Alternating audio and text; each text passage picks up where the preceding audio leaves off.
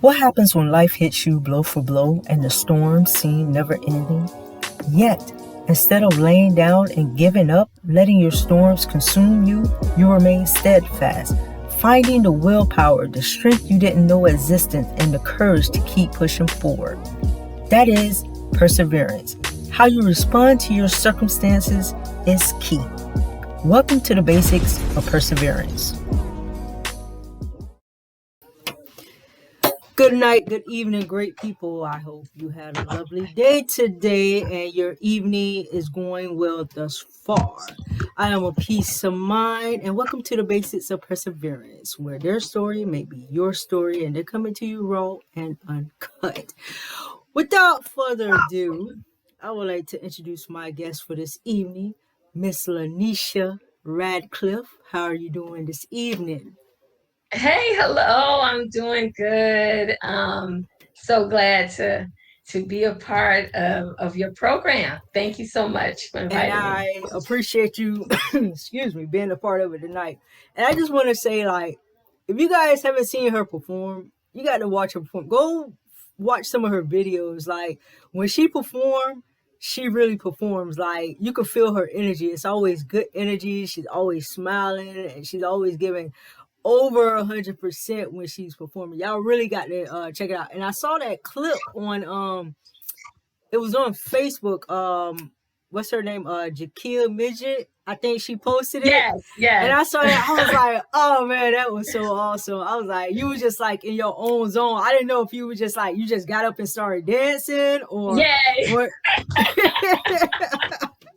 I know it was like that was blackmail video. No, I was just joking. Yeah, cause I was like, oh, is she performing? Was that impromptu? Or she just got up and No, started it dancing? was just kind of feeling the music Okay. and just hanging out Okay. and just going with the flow. Okay, cause I thought you were about to do a little flash mob out there for a moment. I had to wait and see if anybody else was gonna jump out. Everybody was just looking. I was like, okay, that's cool. That's my favorite kind of dancing. Just kind of like freestyle. Yeah. You know, just not that I don't love choreography. Because I do, but you know, I just love freestyle. It's like you feeling the music, feeling the beat and the rhythm and stuff. I got you. I'm the same way. Okay. So let's go ahead and get started. For those that don't know you, how would you describe yourself as an individual? Well, how I would describe myself as an individual, I would say I'm someone who's very empathetic, you know. Sometimes I care about what people think too much, but as I've grown older, I've worked on that better. Okay. I am someone who was gravitated to the helping profession because in my full-time job, I work with foster children, and in the dependency system. And so I love helping people. So a big part of who I am is just being very empathetic. I'm an empath.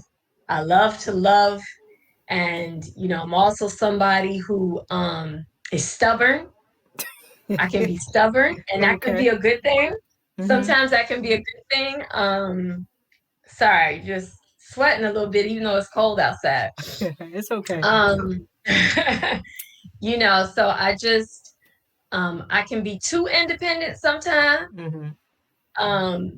You know, but I love helping others. I like, I'm a you know, I'm a good listener. I can be. Then there are times when I'm stuck in my ways and I'm stubborn. So I would describe myself as someone who can be very extreme as well.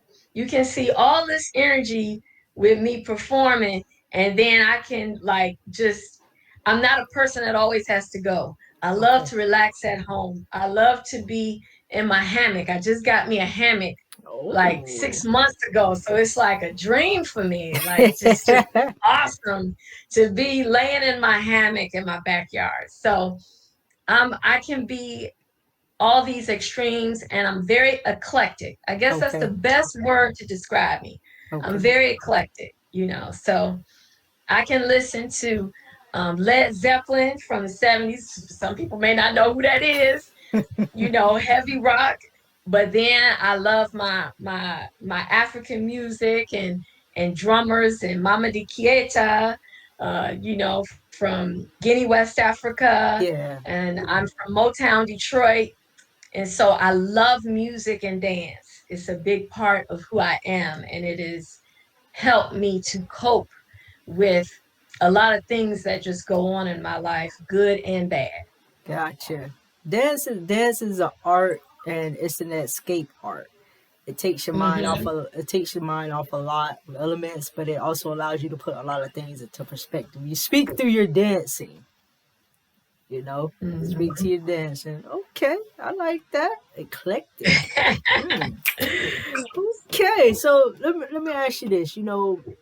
We life happens, get curveballs thrown at us, we go through the storm. So when life breaks you, how do you handle it? Like, what is your process? What do you do to keep yourself, how can I say, balanced, if that makes That's sense? that's that's a great question. I allow myself to grieve Okay. because, when life throws you a curveball, usually that means that you did not get something that you wanted, or Hmm. it did not happen the way you wanted it to happen. I've gone through divorce, I've gone through foreclosure, I've briefly been homeless in my life. But Okay. I was lucky enough to have someone who assisted me, a friend. Yeah. I have the support of my family. So what has helped me is to grieve, to allow myself to grieve, to allow myself to cry, to just get it out and just be patient with myself. Yes. That it's okay, you know.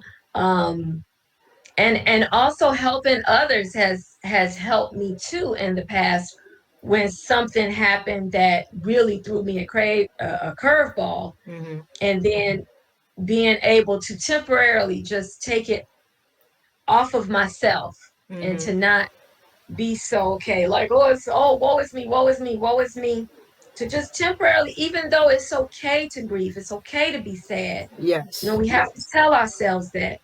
But in the past, I've noticed when I had something else to concentrate on and Hmm. someone else to help, it kind of gives me some respite from that curveball and what I was going through. Okay. It's interesting you say that because I forget who said, but we were having a conversation, and I think it was our bishop. It was somebody, but he was just saying, like, when you're going through your storms and you're dealing, go serve the people, because Yeah. through serving the people and helping others, it helps you get through your situation, your predicament. So A- that's a key. Amen. It's key that Ashe you said and that. amen. And Yeah. and and I think of something that happened. I was in a relationship with someone. This was many years ago, Hmm. and I was teaching children on Saturdays, and went through a big major breakup on a Saturday. Wow. You know, and that Saturday night, I had a big performance with all the young children, Hmm. and I had to get them together, and I had to just like, okay, take a breath and just, Suck it up. and I went and helped those babies perform for their parents and their parents' friends and all their other relatives. And we had a great time. Yeah. And then I went back home and I was like, devastated again. Yeah. But this too shall pass. Yes. And so now I'm able to talk to you about it and look back and see what I did do. At the Yes. time, I wasn't thinking that helped me cope, Hmm. but being with those young people, it did It help helped me. you It out. did. That's Mm-hmm. good. That's a good Yeah. thing. So since you said that piece right there, I want to take it to seasons. Everybody, Mm-hmm. you have seasons in your life, and also included in those seasons are people. People are a part of seasons. Sometimes you carry a person or individuals too long, you try, you're supposed to lead them in the previous season, but you carry into the third season, the fourth season, and it's just like a heavy load on you. So talk to me about people, because it's no coincidence that you meet them. You know what I'm saying? Mm-hmm.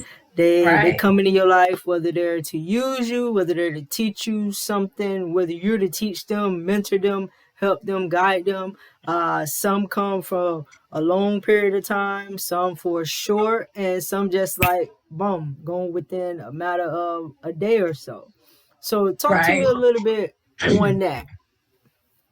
You know, there, it's so many different people that have been in and out of my life that has affected me Mm-hmm. in positive ways. And even the ways that I think that are negative really aren't negative, because it was a learning lesson. Yeah. It was something I was supposed to learn. And also bring a mirror to myself. What was it about me? Not that we should victim blame or always blame yourself, but it's nothing wrong with self-reflection and say, well, what was it about me that attracted that? Correct. You know, if there was something that someone caused me that was traumatic, Mm-hmm. were there signs before that trauma, whatever that trauma was, Correct. that said that I may have ignored because there were other traits about this person that I liked? Whatever that trauma may be. Maybe they took your money and they didn't pay you back, or, Mm-hmm. you know, they broke your heart, or you were in business with them and, they cut you out of the business, or whatever the situation is. There may have been signs that you didn't notice. Sometimes you you weren't in a place to notice them. Correct. So you can't really look back and say, oh, these, I regret this, because they even if it appears like negative or traumatic, it was definitely, you have to look at it as a learning lesson. So these seasons in our life, and why people are in our life for a season and a reason, Mm-hmm. is what help us make us who we are today. And um, it has always been very important to me to not be resentful and bitter. And it takes a lot from me, because I do hold on to stuff, because I know that I'm an empath. Mm-hmm. So I receive, I take it in, and that can be very tiring, and it can wear you down. And Yes. so if you keep all of those emotions, or you keep that bitterness and that anger, and you let it fester, it really hurts you more than the other person.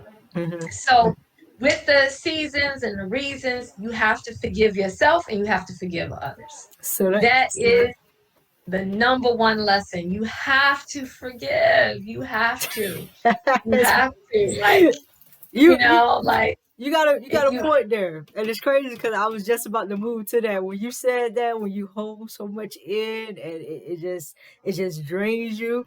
I was about to say, forgiveness lifts a heavy load. You know, yes, it um, does. and forgiveness also allow you to think clear. And Mm-hmm. also open up a path for new opportunities and everything. Yes, You know, yes, it so does. a lot of It people, does. and it's kind of hard. You don't like you say, you have to forgive, you have to forgive yourself, and you have to move on. And then if it Mm-hmm. is a situation with you and a person, and you forgiving that person, you apologize, be the bigger person, forgive yourself. It's up to them whether they receive it or not, because you've done what you've done that you needed to Right. do to release yourself from everything. You know what I'm Yes, saying? it's a process. It's Yeah. a process, and it does not happen overnight, Yeah. and it takes time. It takes time, and you may never truly forgive that person. So Yeah. you have to forgive yourself that you just not in that place neither. Okay. Everybody is not. Everybody may not be in a space to be that big of a person. Yeah. You know, um, sometimes we don't always do and say the right things, Hmm. and we just, sometimes you just don't feel like being the bigger person neither. That's part of being That's part of being human, you Yeah. know. Yeah. Be like, yeah, I'm not saying nothing. Yeah, I definitely understand. I trust me. Trust me. But it's Trust a me. journey, right? Yeah, It's a journey. it takes some It's a time journey. because you can have like I've heard some people say like, yeah, they forgiving that person, but if they see that person, they don't know how they're gonna respond or what they're gonna say. So it's kind of like you forgiving them halfway. So does that count if you forgive them halfway, or you gotta forgive them It's a fully? journey. You're on the Okay. path. All of it counts. All of it Okay. counts. If it prevents you from going mad Mm-hmm. and doing something that you may regret or Gotcha. doing something that will hurt you even more, it all counts. Yes. So Your actions. Your actions. For every action, yes, there's a reaction. I got you. Trust me. yes, I got you. Okay. exactly. So moving from seasons to peoples to forgiveness, I want to touch a little bit on uh, friends, um, loyalty, honesty, trust, betrayal, Mhm. deceit. Now, given all those words and the terminology friends, give me your perspective. Talk to me about that. Coming up into now. How would you normally uh, determine who has access to you, um, who you want to be around, and so forth? That's a great question. It makes me think of TD Jakes. I'm more of a spiritual person than a Okay. religious person, but I do listen to, different speakers, Yeah, and if yeah, they yeah. say something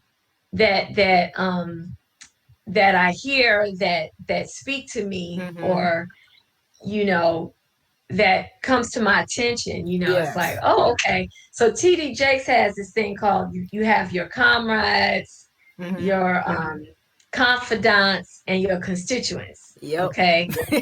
So the confidants, those are the people that are kind of in your front row, imagine you're in a theater. Yeah. They're in the front row or on the stage with you, you know. So, some people may only have one Mm-hmm. confidant. Some people may have none. You hope people do, but a confidant is that person that is your ride or die, you Yeah. know. I am lucky enough to have my sisters, my biological sisters, and my mother and my family as my confidant. A lot of people Okay. don't have that. That's a blessing. Yes. Then you have your comrades, and so the comrades will usually like what you like. Mm-hmm. You may have similar interests.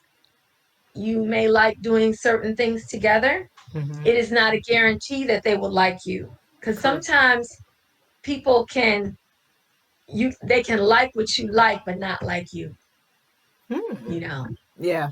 and then you have the constituents. The constituents are just people are in the peripheral of your life, Okay. and they may be associates, they may be people you're not as close with, and sometimes constituents or comrades can become confidants. Correct. And what puts someone in that confidant or as a really good friend, it's time. I believe it's time and what is important to you. So what's important to some people may not be important to me. Awesome. So sometimes liking the same things, being able to confide in each other, hence the root word of confidant. Yes. So being able to confide in each other and being able to trust that, hey, please don't. I'm telling you this in confidence. You see, Mm-hmm. so that takes time, Yeah. you know. And what happens sometimes is people too quickly will make someone a confidant, and they really was a constituent, Yes. and they made them, and they was too quick. Sometimes you got to take your time, you know. whether it's a friendship or a romantic situation. Yeah. Sometimes people can be friends for 6 weeks and they become confidants immediately and stay that way for years. So there's no but they may have stayed that way for years because over time they saw that this person had similar values to them, and they were able to trust that person and confide in that person. Correct. And and sometimes there are situations where, for me, I am someone who tends to attract people who tend to be selfish, Mm. because I'm a giver. They're opportunists. They Yeah, battery drainers. They're leeches. right. And sometimes they're not. Sometimes Okay. it works out. Sometimes somebody can be a giver and somebody can be a taker, but there's enough reciprocation Okay. where it's not a leech situation. Okay. Gotcha. Everybody has to decide for themselves what that looks like. Mm-hmm. Um, I tend to be a person, if something goes down where it was a total disrespect of my humanity, Okay. then I would and I know that's kind of broad, humanity, um but we see our for different reasons people's humanity are disrespected. The way you wear your hair, the color of your skin, your religion, what country you're from. So there are different ways that can happen. And so, if it's sometimes there can be a minor infraction, Mm-hmm. and that can be dealt with. And even if it's a major infraction, it doesn't mean I can't forgive them. I just can't have them in my front row or on my stage. Correct. Okay. So it depends on what it is. And then sometimes we have confidants who do horrible things to us and we forgive them and we're able to move on from it. you Mm-hmm. know so it sometimes it may depend on the person. Okay. Someone who's a constituent who does something dirty to you, that's easier to cut off. Yeah. It's like, okay, because you're not, the grief is not going to be that hard. But when it's someone who is Close. close confidant, um and that happens, and they do something that's disloyal, that can be very difficult. And those relationships, if you're used to them, it's very difficult to just not have them in your life anymore. But if it's getting to a point where it's toxic, Mm-hmm. where you're not well, where you're stressed, because stress can affect the body Yes. and the mind. So if you're getting to a point where it is so stressful for you that you're not well physically or mentally or spiritually, that it's time to step back and reevaluate that relationship. Mm-hmm. You know, is it possible for us to heal, or will we have to heal from a distance? Yeah. You know, Okay. so that's how you decide that. So I know with me, I could say like I've grown to come to be able to cut off with no problem. Just like straight come. Because, in my mind, from my perspective, I don't have time to deal with the foolery. Like, you do it once, right, right, then you apologize, you do it again. I'm not even trying to give you a second go round at trying to whatever it is that you do. So I commend you on that. My last guess was like they forgive easy. Okay, cool. You can forgive, and it was like you said, depending on the relationship, it could be mended and move forward. I like, yeah, because at that point I feel I have to deal with you different, and I can't have yeah, you. I can't be phony around you. So right, that right. everybody. It's a process for everybody. So It's a process, and it depends on who it is. yes. Sometimes, people with certain family members will take more from them than others. Sometimes they don't. Sometimes people will cut off their own family. Oh yeah, I've you got seen to. that. You got to sometimes. So so for each person it's It's different, different. Yeah. But yeah, I have cut off some people. I have cut them off. And I still say hello to them. Yeah, you still be If cordial. I'm at events, I'm still cordial. I'm still nice, and but I keep my distance. Yeah. I keep my distance. I understand that. So I want to ask you this because I know you're a giving person, and you kind of chill. So do you at times feel like you're too caring?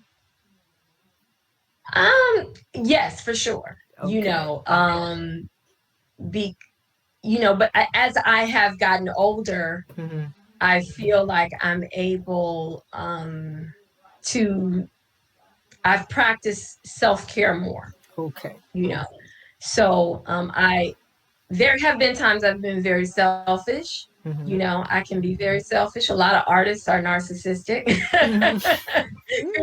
So I definitely have that trait. Mm-hmm. Um, but yes, I can be caring, but I believe I'm at a place now where it's more balanced. Okay. And if I do care too much, I know that I'm doing that, and that's my choice to do it. Okay. So if I want to give more than what someone is giving me, that is my choice, because I have assessed the situation that for some reason they need more right now. Okay. Okay. That makes And that makes sense. Makes and yeah. too much is given, much is required. Yeah. Okay. All right, you guys. We're going to take a quick break and we will be back with you momentarily.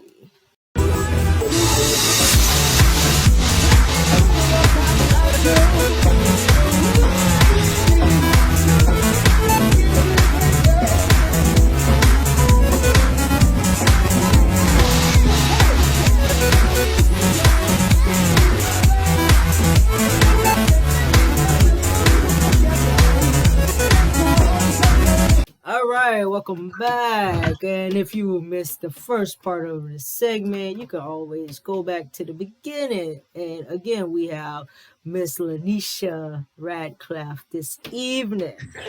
So let's pick up where we started from. I want to talk about comfort zone. A lot of people are comfortable where they at. And it's okay to be comfortable where you at, but can you really say there's any growth? And when you see growth, it's kind of like you're in a uncomfortable, how can I say, uncomfortable aura. If you feel out of place and you feel uncomfortable, that means there's growth somewhere or something is happening. Have you ever, felt like you've been sitting in your comfort zone at one point? If so, how did you be like, okay, Lanecia, get up, like you need to get it together. You need to figure it out. You need to move around. You could be doing more. There's more to what you have that you could be given, but you choose to sit here and be comfortable. Talk to me about that. So, there are definitely times where, you know, that I have been in a comfort zone. I was on a job for a long time, and it was starting to not be in alignment with my values. Let's just say that. Gotcha. And so, but after a while, you get comfortable.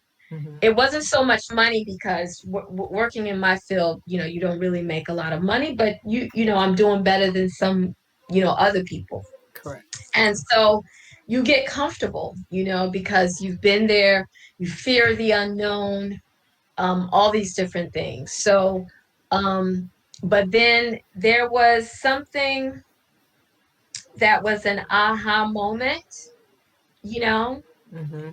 where I was very uncomfortable. Okay. Right. And I was like, yeah, this is not working for me. And Then not too long after that, another opportunity came. Okay. So how did you And feel? Oh, go ahead. What was? yeah, and then when that opportunity came, I was ready. I And took it. so it was like a relief when you was like, okay, enough of this. I need to move and everything. Yeah, Okay. and it was rough because I was, I was somewhere for 16 and a half years.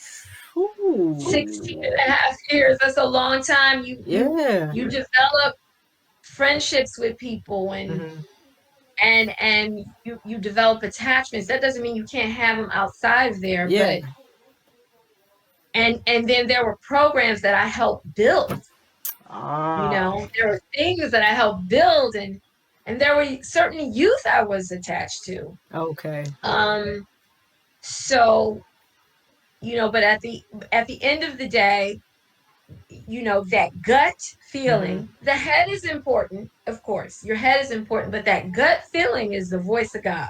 Yes. Everybody don't have the same belief, but that gut feeling is your intuition.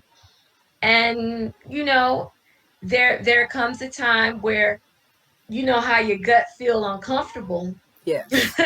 That Yeah. could be stress, that could be an ulcer, that could be you ate the wrong, you ate Yeah. some kind of junky food from somewhere. It's a message, it's telling you something. So, and then of course, being sometimes I'm in my comfort zone, and oops, I It's okay. apologize. It's okay. Can we pause for a minute? Yeah. Sure. Yeah, you good. Okay, Yeah. so there have been times that I've been in my comfort zone where many years ago when I was performing with someone, and I felt stagnant, you Mm-hmm. know, and I I was, again, that in that comfort zone, I was starting to feel uncomfortable. Does that make sense? Yes, it does. So so I was like, I'm gonna go to New York. So so I went to New York to this African dance conference, Mm-hmm. and I went by myself. Now this was in 2004. I Okay. had two young children. They weren't that young. My daughter was maybe if that was 2004, she was 10, and Mm-hmm. my son was like 7. Okay. Okay. I had just gotten a divorce in 2003. All right. And so I went to New York by myself. And my mom was like, how are you? A woman shouldn't be going nowhere. Even though I know it's 2004, it's Yeah. still that idea. A woman shouldn't go nowhere by herself, and you don't know nobody, and da da da da da. Mm-hmm. But I wanted to go to this conference, and this conference was put on by Mari Boss, and it was Okay. called um you know, what was the name of the conference? I'll think of it, but it was put on by Mari Boss, Okay. and she named it after her family. I think her Okay. father. I'm not sure, but it was in New York, and it was in Manhattan, and so Mm.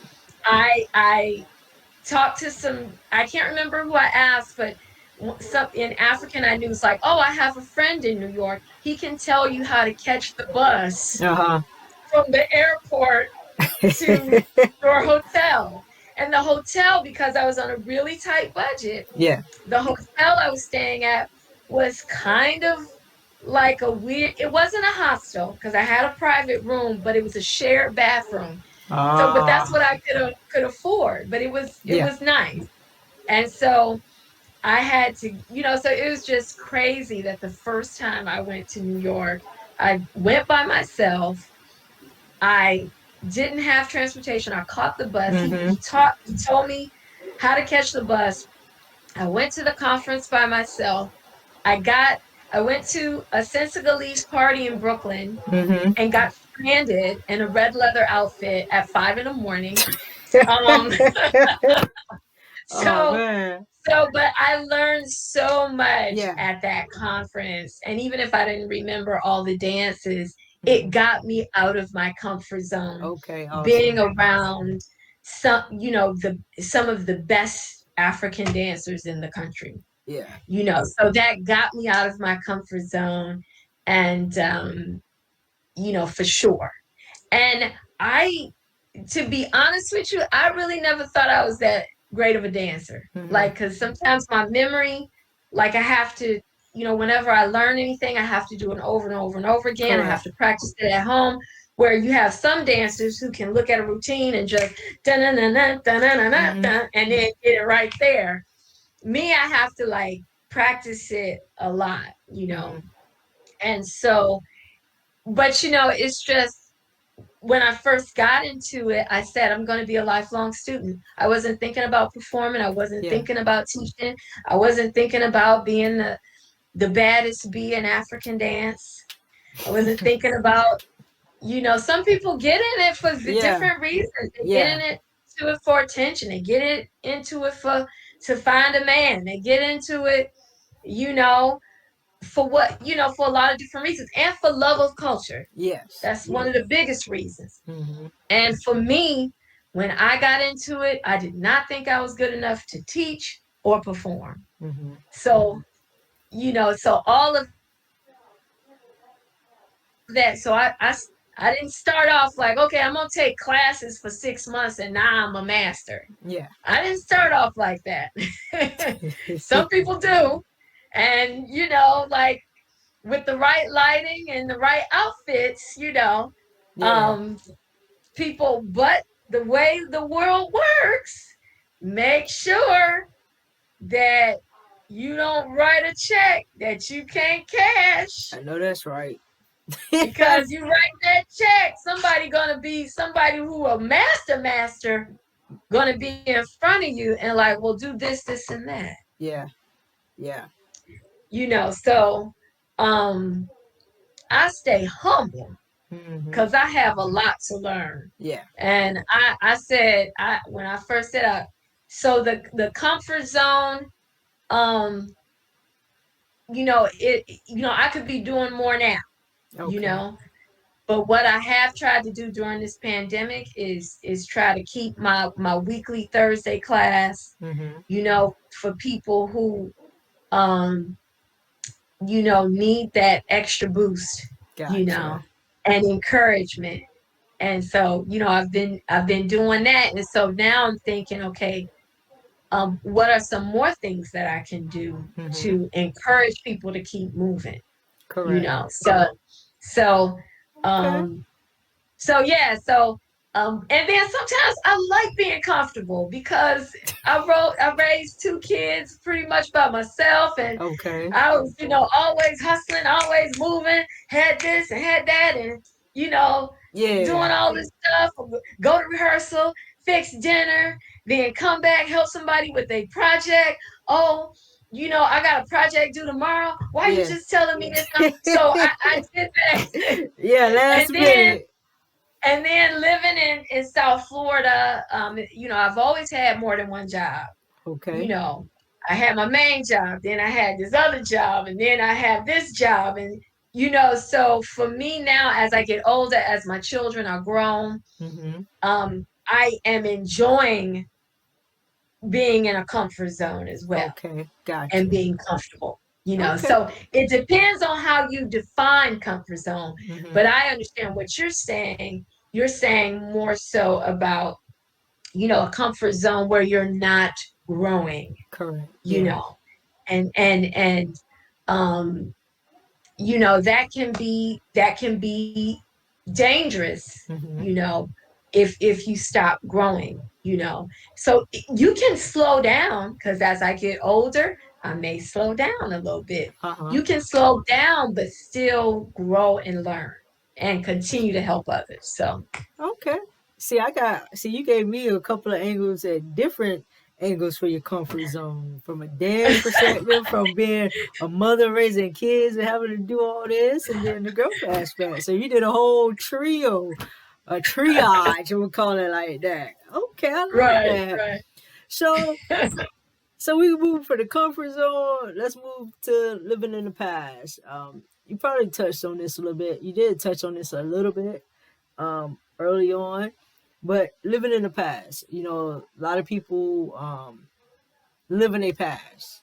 They always It's always something about their past. And my last guest was like, those are their glory moments. But you can't continue to live in the past. I can't even talk. Can't even live in the past and expect to move forward. Right. Give me your perspective on living in the past, and moving forward. Just leave it behind. Not forget it, but kind of like, let's jump ahead. That was then. This is now. What are we preparing for? Right. I think that sometimes we have a narrative that we tell ourselves, maybe somebody did you wrong, and you hold on, and that's in the past, but you keep telling that same narrative. You keep saying, oh, this person, da da da da da da. Eventually you have to again forgive that person and move on. Just like how it comes back to that forgiveness. Correct. And then also, as far as, let's say, in my heyday, I had a 6-pack, Yeah. which I never had no 6-pack, and I'm okay with that because I had kids young. So, yeah. I ain't never had that, but so I can't say, oh, in my day, I had kids young. So, but hold on, wait. Before you go to speak on that, it's interesting because I found I was listening to this one lady. She was on Rolling, fit and everything, 6-pack, all cut, rip, but she admitted that she was very unhealthy. So sometimes having that 6-pack is unhealthy, depending on how you go about getting it. So yeah. Well, that's true because people's body types can be different.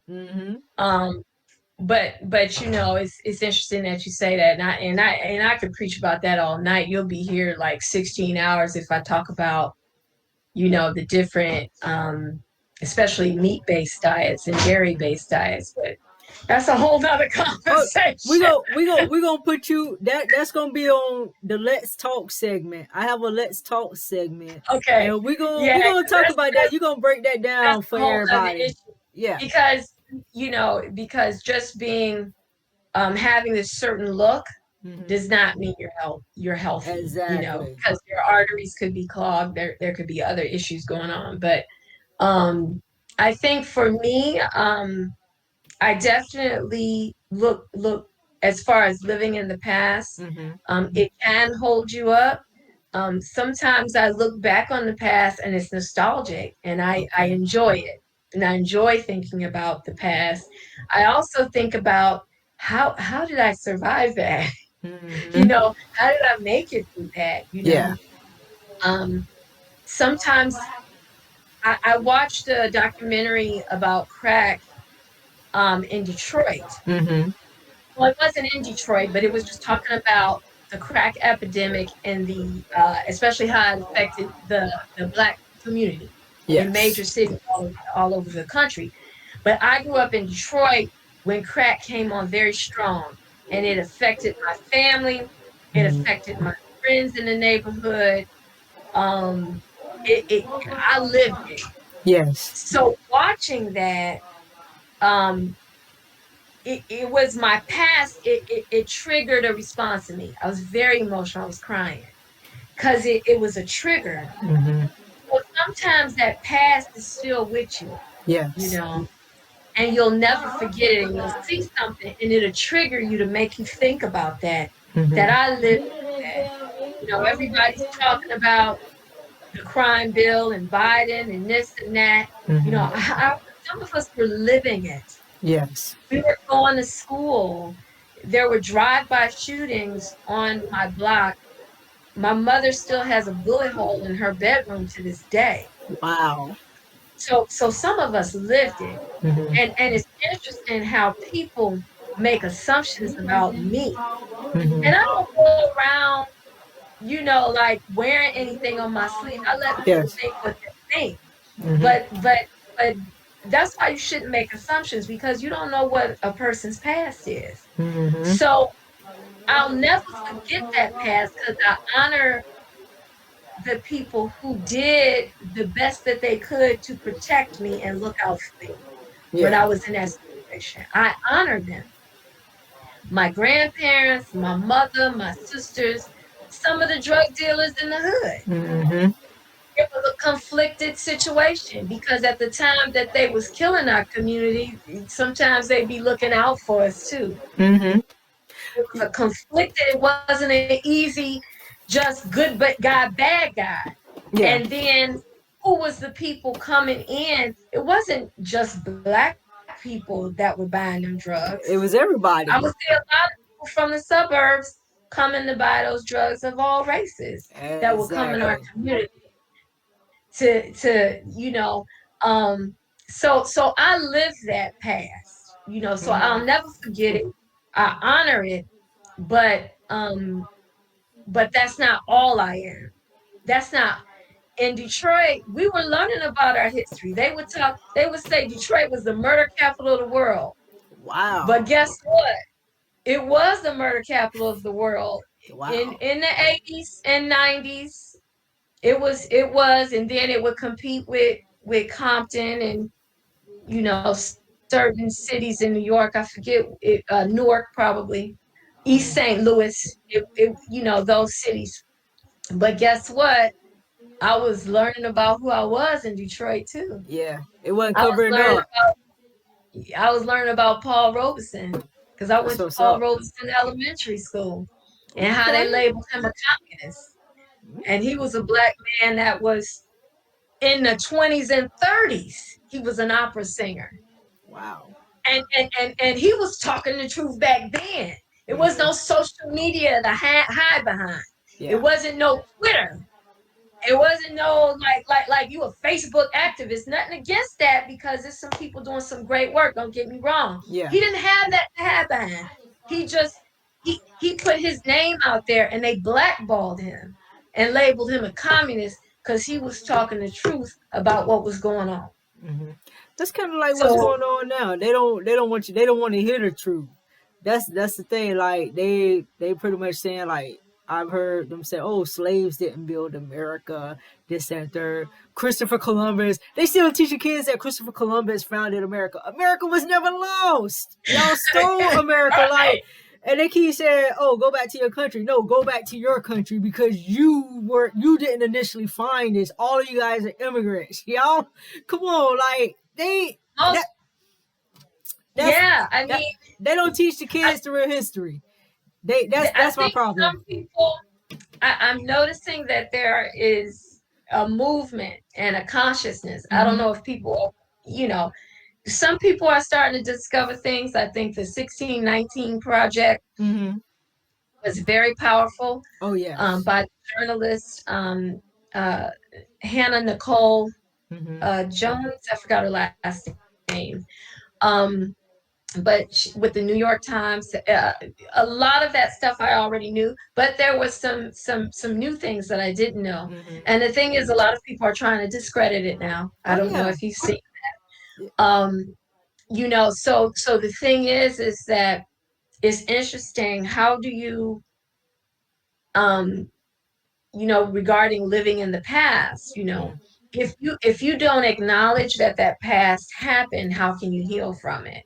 That Um, that's you know, that's that's and true. again, and you give reverence, Mm-hmm. so two things can be true. Mm-hmm. You can move forward. Mm-hmm. Um, you can move forward and still reconcile with your past and remember your past. Yes. But again, like you said, but it has to be a balance, because Mm-hmm. it's like, oh, when I was 19, I was, all that. I had the hoop earrings. Yeah. I had the African medallion. I was listening to Public Enemy. You couldn't say nothing to me, which is, that's Yeah, not the yeah, truth, but I'm yeah, just yeah. I saying, oh, I got was you. bad back in the Yeah, yeah, day. yeah, yeah, yeah, yeah, yeah. Well, It's that's good and all, but now 25, 30 years later, you know, what are you doing now for your health? yeah. Are you heart healthy? It's not just Mm-hmm. about losing weight. Are you Mm-hmm. heart healthy? Are you gonna live a life that's gonna be full, where you're not gonna be a slave to medicine, Yes. that's gonna give you Yes. all these crazy after effects. So that's It's it's a balance, you you gotta know. it's a mindset thing too, because like you said, are you healthy? You worried about this, that what you used to do? What about now? How are we moving forward? Like you said, are you healthy? Because they try to pump you all the medicine, and I kid you not, it's just like this medicine may cause sleepiness, drowsiness, may make you feel like you're gonna commit suicide. I'm like, really? Like, Yeah, yo, like, come on, yeah, y'all actually selling this type of medicine? Who wants a medicine that's gonna make them feel like they want to commit suicide? Like, just stick to the basics. Be mindful of what you put into your body. What you mm, eat has a big impact on your health. Eat in moderation. I'm not saying go vegan or vegetarian. You can, it's an option, but just be mindful at the food that's being produced. Now, if you're not mm, producing it yourself, be very mindful. Fast food restaurants, everything. Cause right now, even with COVID out, there's so many people that be going out to eat every single day. It's like, y'all is tripping. You know what I'm saying? And especially, with people taking 15 pills a day. I've seen that 15 pills a day. I'm like, you take all those pills? And like, yeah. I said that's too many pills. And thank God with my grandmother, she's only on 4 pills. And right, one, she really doesn't need to be on it, but it's a preventative. But it's just right. like, you gotta stay, like you said, stay active, stay moving, you know, be more about your health, and then all this materialistic stuff and all this food that's Yeah, going on. Okay, amen. I know that's right. Yeah, living fast. Oh, it's something you said when you was like, back in Detroit when the crack era hit real hard, Hmm. and the drug dealers, even though they were serving families, but they were still looking out for the kids. That Hmm. kind of reminds me of Big Beach and his crew. You know what I'm saying? Hmm. Myself and the elders had a conversation about it. I said, yes, what they were doing was wrong, but on the flip side, they were still doing some good because they were employing people, giving them jobs.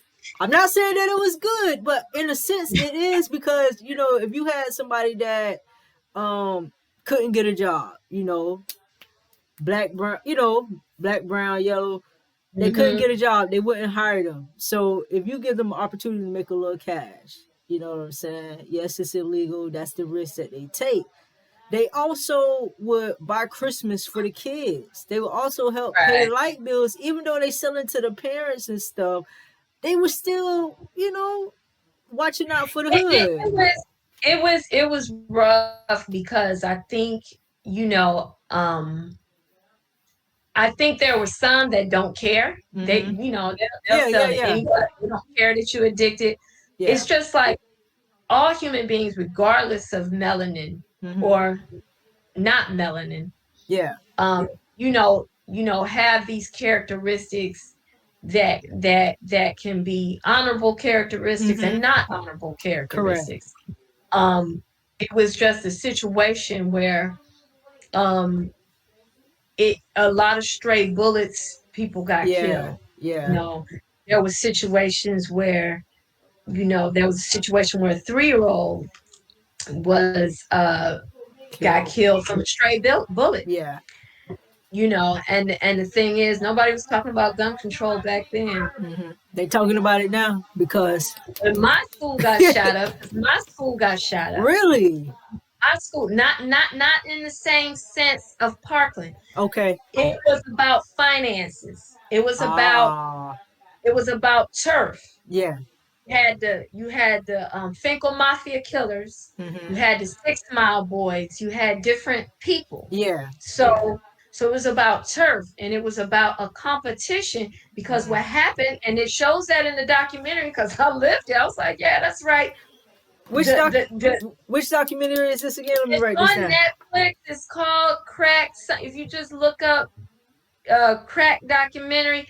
They don't really talk specifically about Detroit. They're just talking in general. But it makes me think of Detroit because I was there. Okay. In my school, there was some confusion, and it was a shooting in the cafeteria, and I was downstairs, and I remember it. Wow. I didn't get no grief counseling, and I'm glad the attention is coming now. Yeah. I'm just saying that, and what happened in Parkland was horrible, and I feel for what they went through. Yeah. But again, you don't see my humanity if you didn't feel like you needed to talk about gun control back then. Yeah. Or if you didn't need to talk about giving us some grief counseling. Correct. All of us needed it. Yeah. Some of our family members was killed, Yeah. from drive-by shootings. But they saw us as animals. Yeah. That's the bottom line. And then, it's just, I could talk about this all night. So I think that is good because one of the major leaders of who's involved with Parkland, regardless of how you feel about gun control, he does mention that. I do notice some of those Parkland teenagers, they do talk about that. They say, you giving so much focus on us because we're privileged or we're melanemic, which means without melanin. And you don't give attention. So I'm glad that they're doing that, because they're using their privilege to say, hey, this is not just about us. This also happens in these other neighborhoods. Yeah. So why aren't we talking about it there? Yeah. We're all a part of this country. And I know you mentioned earlier, what would happen if Black people took all their dollars? Listen. Why would I say melanated? Because really Black is all of that is a made up construct. Yeah. All the races are made up construct. Either you got melanin or you don't. Yeah. You see what I'm saying? And it doesn't make anybody better or worse. It's just a narrative that they put that we're worse. Yeah. So we have to correct that. It's because it goes way back to when slavery first started, all the way up to the brown paper bag and all of this, and it's a lot. It's also in our own culture, self-hate. We have a lot of that in our culture, self-hate. You listen to artists saying, oh, they rather date a light-skinned chick, Redbone. Then they were dragging what's your boy? I think his name Kevin Gate. They were dragging his girlfriend because it was like he liked Redbone. It was like, sweetheart, you're not even Redbone. You like Spanish or something. You're like you're not even Black. So how you gonna say you Redbone? You know what I'm saying? So it's like, and that's a complicated thing there because, a lot of people who, who some people do identify themselves as Afro-Latino.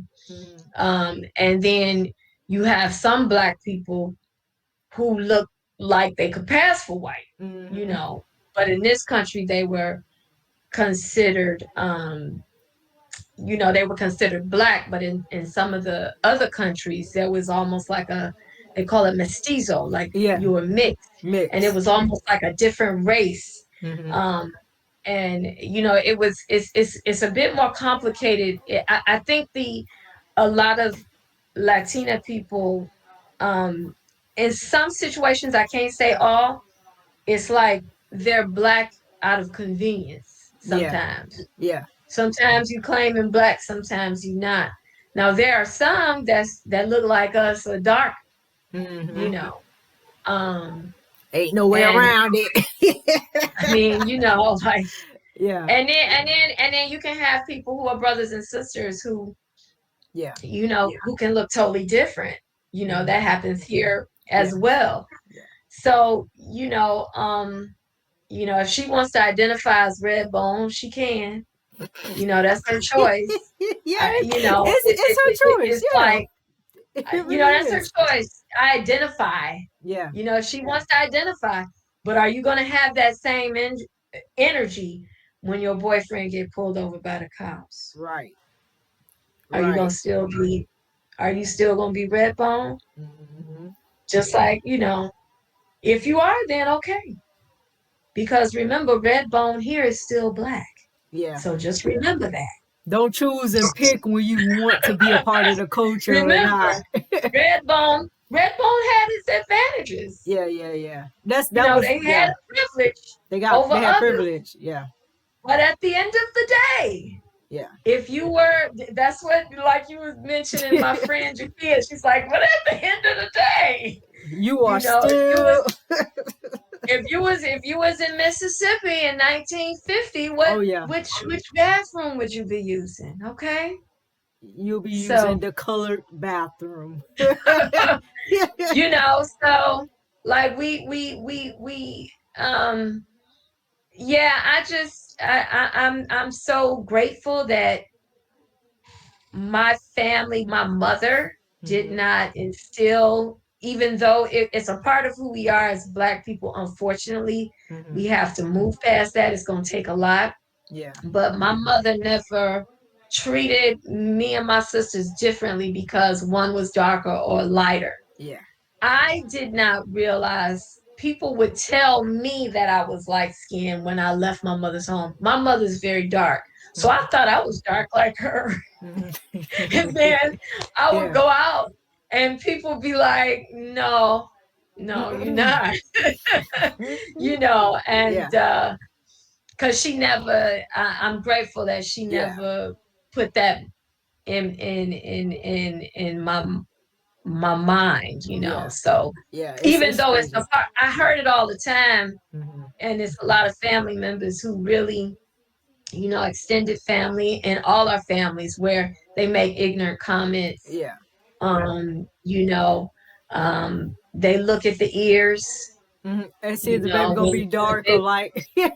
um, that was my pet peeve because I Yeah. used to work in adoption, Mm-hmm. and there were Black people who were interested in adoption, and I would want to go off on them, but Wow. I couldn't because I Yeah. was a professional. Yeah. But I want to go off on them because they would decline children, and I know why they decline them. That's I know why. crazy. That's crazy. Because of their color. You're gonna let a child stay in foster care because of the shade of their skin? Yeah. I'm telling you, I need to write a book one day. You should. You should write. Hey, you never know. I think everybody should put something down on paper. You know what I'm saying? Yeah, Life yeah, experiences or something. Everybody should have something that they could tie in. Like you work with the youth and services, social services, and everything. You could talk about your journey on being a social worker and everything, and hmm in so many ways you can describe what actually happens, what goes on within these places. You know what I'm saying? hmm From processes of adopting, you could talk about that, how couples don't choose child based upon their skin. It's crazy yeah. because sometimes they be darker than the child. It's like, dude, like you hate yourself that much? And you don't understand that two light-skinned people can have a darker skinned child, Oh yeah, depending on that. It's no guarantee yeah. how that makeup is going to happen with your ancestry and Mm-hmm. DNA and genetics. You don't know how people can have twins And one light and and one dark. child be lighter and one child is darker. Yeah. So that is something we got a long way to go. Lord Mm-hmm. have mercy. That is that I was just watching a documentary called Dark Girls. I watch a Mm-hmm. lot of documentaries, Yeah. and it's Dark Girls Part 2, Okay. and that's very emotional. Yeah. And my daughter is dark skinned, Mm-hmm. and even though I would search, I would comb the stores, I would get to the stores early, I would online everything to get her a doll that was dark, Mm-hmm. so she wouldn't have no white dolls. Yeah.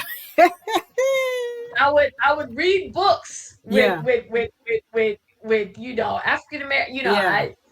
but I still let her watch the Disney Channel, and she still got influences, Mm-hmm. and she would still say, well, why did I come out darker than you and my brother? Mm-hmm. And you know, it's those outside influences, they still there. Yeah. With other Black people, you know, and more so the colorism is an intra racism It's thing. intra-racial is within the community, and Yeah. it's in Yeah. all the communities. Even in the Asian culture, it's in all the Yeah. communities. Like I've seen Yeah. it. So yeah, I'm actually African. yeah, all the African, Mm-hmm. all of them, and you know it's crazy, because I'm actually working on a segment about colorism. So you could Yeah. be a part. I would like to have you on with that one as Yeah. well. So It's yeah, yeah. it's deep. You know, like you pretty to be dark skinned, you know. Mm-hmm. Why you just You say? Why you know, just can't say you pretty? You know what I'm saying? Why do you have to say dark skin? Yes, you we know, know you have and dark skin. I've heard it said. That never Yeah, really was said to me, but I've yeah, heard it said, yeah. Yeah, you that's know. crazy. So That's crazy. Okay, yeah, we just had a long. That was good. I I like know that little I set. went all I'm like, oh, over Yeah, here, over we went off there. on a little tangent. Forgive me, but that's what this show for. You can go anywhere you want to. You never know, but we'll end right back up in the center. Uh huh. Right. So, um, we did a clip. I posted a clip with my last guest, Chris. You know Chris, Yeah, Ovation yeah, Global Chris, yeah. and we was talking about dimming your light, and he gave it to me from a professional standpoint versus a personal standpoint because you know dimming your light. I feel like you shouldn't have to dim your light. I understood what he was saying from his perspective, but as he talked more and more, we saw that you know he lost a couple of affiliations after he Mm-hmm. did his 6 month protest and he brought forth the racial issue, the racial bias Mm-hmm. within those organizations. And I commended him because you cost them money. So when you hit the pockets, Yes. that's key. Hit the Yeah, pockets, that's I key. enjoyed You that know what I'm segment. saying? So I enjoyed listening to him with that segment. Yeah. exactly, yeah. And I was like, you know, it was no name drops, but I'm quite sure if they see it, they know who he talking about, you know. Right. Right. So have you ever found yourself dimming your light? If so, provide an example. Because I say this all the time, you know, if a person have a problem with you, they envy you or they just you know they always just it's just always something. I feel like it's a personal issue with themselves. They need to work on themselves. A Right. person is going to Right. talk about you regardless whether you're doing good, whether you're doing bad. They're going to talk about you. They're going to find something to talk about you. So you must be doing something right if they're talking about you. So talk about, you know, let me know or let the people know, have you ever found yourself dimming your light? And if so, how did you break out of it? Um, so I remember there was a situation where I was dancing with a group and they were saying that um the way I was moving looked different from the other people, right? Mm-hmm. So I might have been too expressive, or maybe I was bringing I you know, sometimes when you're dancing with a group, if everybody wants to look the same, you may have to. I guess that could be an example of dimming your light Uh-huh. because your natural way of wanting to do something may be a certain way, but you have to be conscious and say, okay, don't do it that full out. You're gonna have to pull back a little bit. Okay. Mm-hmm. So I didn't dance with that group long. Okay. I was about to say Just gotta go with that. nobody don't want to see no boring show. You want to see expressiveness. You want to feel the energy. Right. I But wouldn't pay my money for that no dull so show. so so here's the thing. That doesn't mean that's bad. Yeah. Because when you're like cheerleaders in high school, Mm-hmm. you know, people have to be uniform, right? Okay. And so some people want to be uniform, like with the Rockettes. Mm-hmm. One person leg can't be higher than the other ones. They all got to be the same length, because they want that look in the Rockettes. But everybody is going to have to be able to bring their leg up to a certain height, though. Mm-hmm. It can't be lower neither, right? Yeah. It can't be higher, it can't be lower. It has to be they have to agree on where it's going to be. Mm-hmm. So some people's personality may not be fit for a Rockette. Yeah. That doesn't mean the Rockettes are bad. That doesn't mean that person is better, or they may do better with the Harlem Dance Theater of Harlem, Mm-hmm. Where they'll be able to do different movements and expressions, and maybe somebody say, I think you'd be better in this choreography than that choreography with your skill set. So sometimes everything is not for everybody. Mm-hmm. So it's been times where sometimes you're tired, Okay. with Yeah. everything that you have to deal with, in life. And Gotcha. especially as a Black woman navigating everything, sometimes you're tired. And sometimes you dim your light because you don't want to deal with the drama that's going to come from shining it. That Gotcha. doesn't make it right. That's just what my reality has been. Mm-hmm. And so I was made, it's been times where I was made to feel, I don't know, it's hard to explain, where when I showed my light in certain places, Mm-hmm. I was attacked Wow. emotionally. I mean, that's facts. That's That's crazy. facts. That's facts. And so I started to read things about spirituality. I started to figure out how to cope with that, Mm-hmm. how to protect myself spiritually, Correct. you know. And so I would have to protect myself spiritually, because some of these places I was just not going to not go to, Mm-hmm. because it was part of a larger community. Gotcha. And so I was not going to, and I understand and I'm patient, because there are a lot of people going through a lot of pain. Mm-hmm. And if they look like me and they're other Black women, I'm going to have more grace with them. Sometimes we don't have enough grace with each other. Mm-hmm. I know that's a Black woman and she has an attitude with me for whatever reason. Yeah. I'm going to give her a bit more grace, because I know what she's going through. Mm-hmm. So sometimes it doesn't mean we got to take mess from people. It doesn't mean we got to be abused. But it's just sometimes I give a bit more grace. Okay. You understand what I'm I saying? get what you're saying. But it's not good to dim your light. Mm-hmm. So sometimes it depends on what mood I'm in. Sometimes I dim my light because I don't want to be bothered with what's going to happen with showing it. Okay. And sometimes if I'm feeling the music, that's God's light. Yes.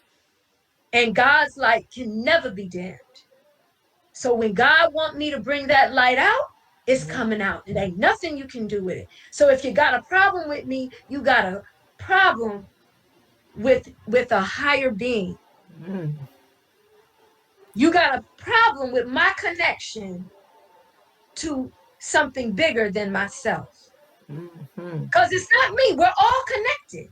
We are all connected. So if you have a problem with me, you have a problem with my connection to something bigger and higher than myself. Oof. That was a word right So there. you need to look at how can you be connected, Mm-hmm. and how that look for you. Because it may not look the same. Your light may be something different than mine. And that's okay. Because sometimes people think when you're showing your light, she think I'm better. Mm-hmm.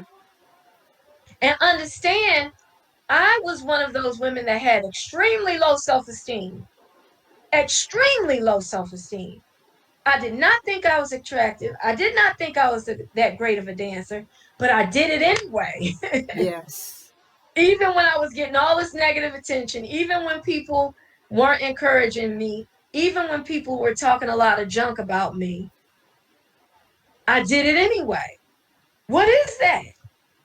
I'm still going to do it. Like, what am I, a masochist? Wow. You know, it's bigger than me.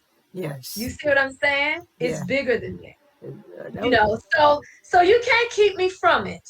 Gotcha. Nothing, just like in Color Purple, Steely said, nothing but death can keep me from her. Talking about her sister. Yes. Nothing but death can keep me from it. So if you don't want me to dance anymore, that's not your decision. Mm-hmm. That's a higher power decision. Even if I can't move anymore, I'm going to be dancing in my head with my eyes, with my mouth, you know, or I'll be enjoying someone else dance, giving them good energy. Whatever's meant for me to have, I'm going to have. Yes. So that's my experience with dimming my light. And then in some situations, you know, I'm not going to use any profanity, but it's okay. It's my channel. not giving up. You know, Yeah. what you gonna do? Yeah. You know, what you gonna do? You ain't Right. gonna do shit. Exactly. Sit your ass down. You ain't. I know that's You right. know, and you know, and again, you know, just like in my professional life, um, there would be times where I definitely had to dim my light because I was gonna cuss somebody out. Ooh, Lord. And I had to feed my children. Okay. But there were times I let people have it in a very professional way. I let them have it. You gotta be professional with Because it. you're not going to dehumanize anyone in front of me. Yeah, most definitely. So when it comes to dehumanization, I have to say something. Okay, you just gave a whole word right there. You just gave a whole word. So, you know, some of us have been fighting in the boardrooms for years. Yes. Since the 90s. And we didn't have no social media. Some of us been fighting in the classrooms. I used to challenge my professors that were teaching racist ideology in anthropology class. Wow. And I was one of only 5 Black students in a class of 500 white students. Challenging the professor, saying that we didn't evolve until we got to Europe. And I knew that was wrong, and that got debunked years later. So some of us been in this a while. Yeah. You know, and it ain't no perfect solution. We all doing the best we can. I know that's right. Yes. I like that. I like that answer on dimming your light. Well, that right there went into so many what you had so many sermons, so many words off of that it could have went in so many. You break that up into different segments. Yeah, with a nice little piece. Okay. Yeah. So yes. So, we're coming up to a conclusion. I'm gonna, give my last statement, and I want you to close us up with that one. Okay. So what we go through is always temporary. Temporary. I want to get temporary. What we go through is always temporary. It's not saying that it's necessary who we are, but whatever we go through, the situation, the current situation or circumstances, it's making us into the person we need to become. Close us up. So, the person that I was, the person that I am now, the person that I'm becoming, I am still in my journey. Okay. And I believe in being, just like you said, being temporary is being open to receiving. Okay. So that's where I am, open to receiving the blessings and the teachings that I need to keep moving forward. So that's me, just being open to receiving. All right. Well, you guys, that concludes another amazing episode of the Basics of Perseverance, where their story may be your story, and how you respond and react to your current situation and circumstances is key. Thank you again, Lanecia, for Thank you so being a much, part. Lyric. I enjoyed it. And until next time, I am a peace of mind. Peace and blessings. Peace and blessings. Bye-bye. Bye. All right.